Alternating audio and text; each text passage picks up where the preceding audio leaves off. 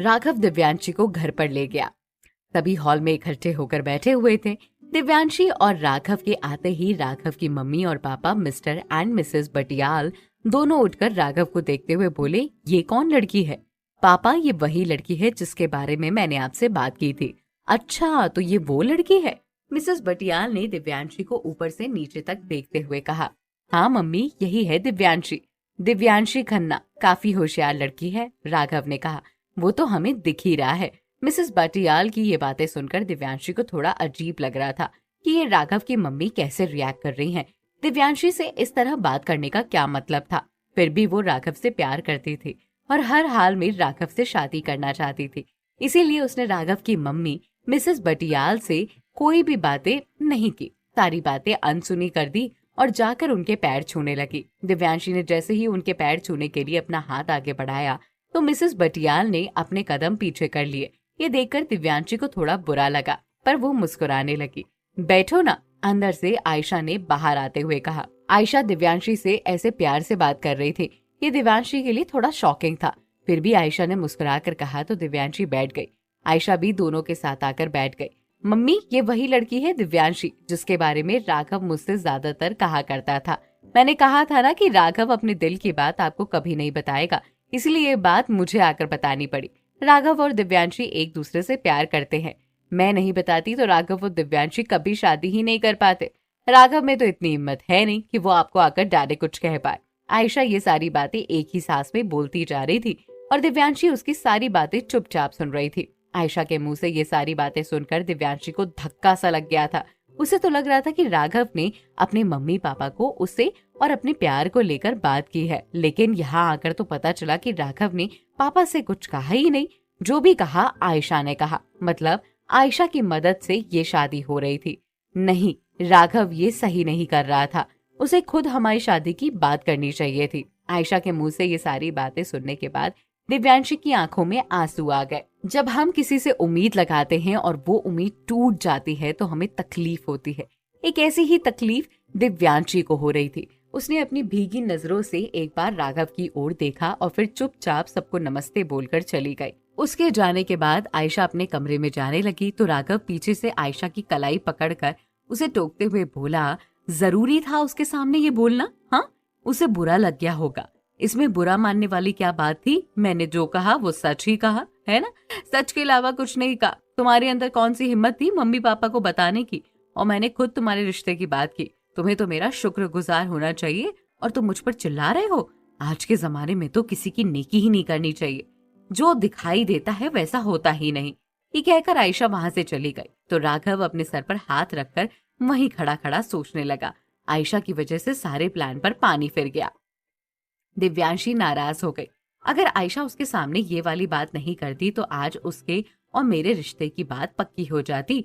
इधर दूसरी ओर अमन अपनी कंपनी से काफी लेट हो गया था। घड़ी में 8 बजने को आ रहे थे, लेकिन अमन अब तक कंपनी से लौट कर नहीं आया था।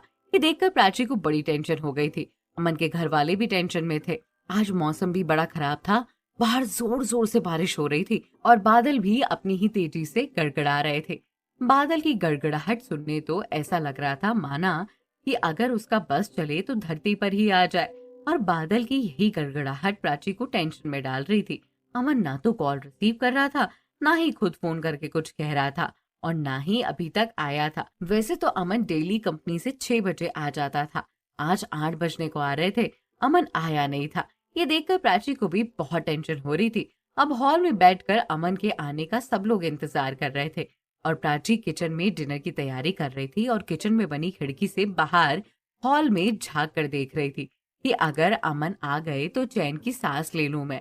लेकिन अमन अभी तक नहीं आया था। रात के 8:30 बजे जब अमन की गाड़ी का हॉर्न बजा तो प्राची ने चैन की सांस ली। अमन आया और किसी को कुछ बोले बिना कमरे में चला गया। सबको लगा बारिश की वजह से शायद वो गीला हो गया, इसलिए कपड़े चेंज करने के लिए डायरेक्ट कमरे में चला गया। ये देखकर प्राची वहां से झट से चाय बनाकर अमन के लिए लेकर अंदर कमरे में चली गई। हालांकि प्राची अभी भी थोड़ा परेशान थी अमन के बिहेवियर से, लेकिन आज अमन लेट आए थे इसीलिए उसने खुद जाकर अमन को चाय देना ज्यादा सही समझा। अमन, ये लो तुम्हारे लिए चाय। हाँ, रख दो। अमन ने झड़क कर जवाब दिया और वापस से अपने जूते उतारने लगा। क्या हुआ, तुम आज इतना लेट क्यों आए हो कंपनी से? हाँ, कुछ नहीं, थोड़ा काम था। ऐसा भी क्या काम था अमन कि तुम इतना लेट हो गए कंपनी से? प्राची ने फिर से जवाब दिया कि अमन ने गुस्से में अपने सॉक्स एक साइड में फेंकते हुए प्राची पर चिल्लाकर कहा, बोला ना काम था, हर चीज में तुम्हें सवाल जवाब करना जरूरी है। जब मैंने कहा काम था मतलब काम था, मैं वहां आराम फरमाने नहीं जाता, समझी तुम? हाँ, अब जाओ यहाँ से। अमन कुछ इस तरह चिल्लाया कि प्राची की आंखों में आंसू आ गए। उसने अमन का ये रूप कभी नहीं देखा था। ये देखकर प्राची की आंखों में आंसू आ गए। अभी अभी नई नई शादी हुई थी दोनों की, और अमन अभी भी इस रिश्ते में इतनी चिल्ला चोट करने लगा था। ऐसे तो ये रिश्ता नहीं चल सकता, बिल्कुल भी नहीं चल सकता। प्राची जानती थी कि अमन उससे प्यार करता था और वो खुद भी अमन से प्यार करती थी, पर इसका मतलब ये तो नहीं था कि अमन हमेशा उस पर चिल्लाता रहे, कभी प्यार से बात ना करे। आंखों में आंसू लिए प्राची वहां से किचन की ओर चली गई, लेकिन अमन की मम्मी ने अमन को चिल्लाते हुए देख लिया था। वो मन ही मन बहुत खुश हो रही थी। उन्हें तो लग रहा था कि उन्हें कुछ करना ही नहीं पड़ रहा, सारी चीजें अपने आप होती जा रही। उन्होंने सोचा था कि वो खुद इन दोनों के बीच दरार बनाएंगी, लेकिन ये तो दूरियां पहले से ही होती जा रही हैं। ये देखकर उन्हें बहुत खुशी हो रही थी। अमन कपड़े चेंज करके नीचे आया और सबके साथ डिनर करने लगा। अमन डिनर करने बैठा और साथ ही सब लोग बैठ गए। प्राची और अमन की चाची भी खाना सर्व करने लगी और फिर प्राची किचन में जाकर गरम गरम पूड़ियां सेकने लगी।